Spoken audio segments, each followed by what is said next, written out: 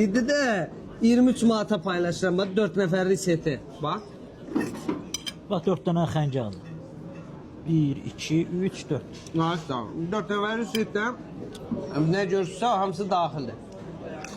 Əgər güclü çay versəz, onu da kəsib ələncə kimi verə bilərəm. Bax turşusu, Aha. şişesi.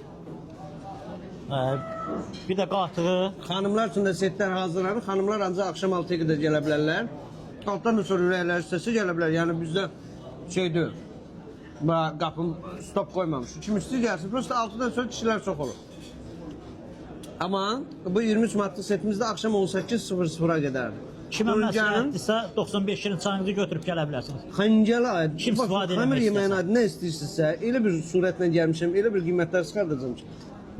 Daha əla. Bu qışın günündə, Hə. bu yağanlığın günündə xamır xəncər. Qarda göydən yağı, hə? Qarda göydən yağır. Gəlin 95 şirin çayınızı götürün gəlin. Hamıyı gözləyirik, sağ olun var.